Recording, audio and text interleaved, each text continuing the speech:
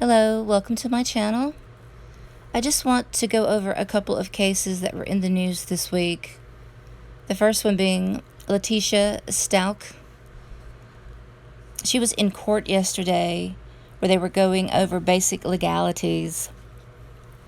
There were a lot of people in the courtroom, many of them wearing blue in support of Gannon. That's his favorite color.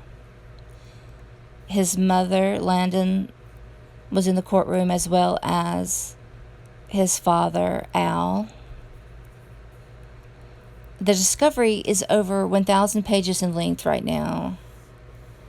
And I saw that there were a list of 23 pages of witnesses. And they said there was 107 search warrants. So they've been gathering a lot of information during this time. The judge said there will be no expanded media coverage, so the information that we'll be getting will be somewhat limited, unfortunately. Her defense attorney is Catherine Strobel, and I noticed that Letecia was trying to hide from the camera with her attorney between her and a camera, and it was obvious that they were making sure that they were trying to hide her. The next court date will be on April the 4th at 3 p.m. There's going to be there already is a web page dedicated to issues pertaining to her court case on the internet like they had for Chris Watts. And I'll try to include a link to that in the description section below. Also in the news was Lisa Snyder, who had her formal arraignment yesterday. The prosecutors filed 5 aggravating factors that elevate the homicide to a capital case.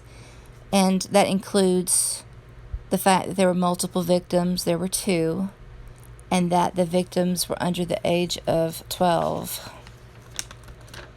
Her victims were her son, Connor, who was 8 years old, and Brinley, who was 4.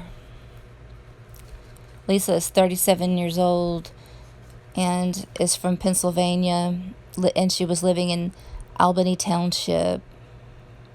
She called 911 on September the 23rd to report that she had found her children hanging in the basement on a dog lead with chairs that were kicked out from under them.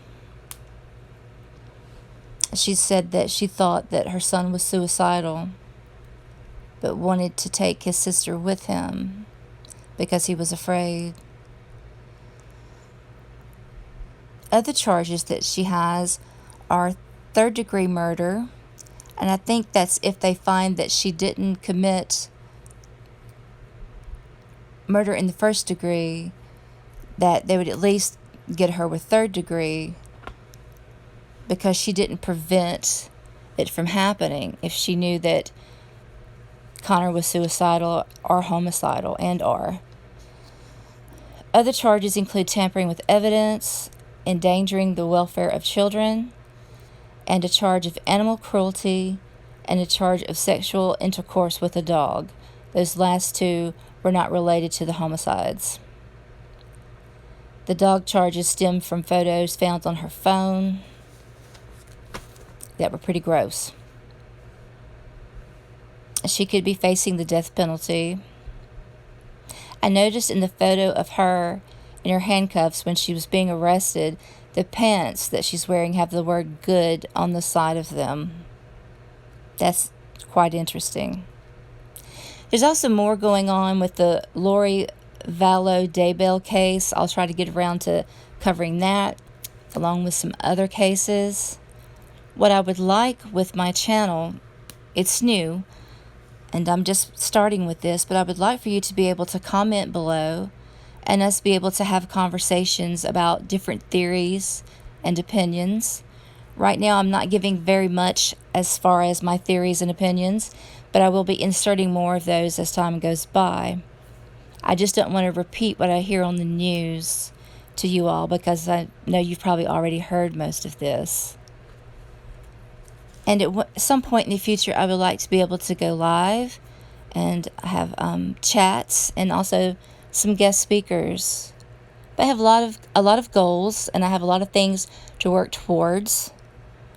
And I appreciate you being here and listening. Please give me a thumbs up and subscribe and share. And I appreciate you.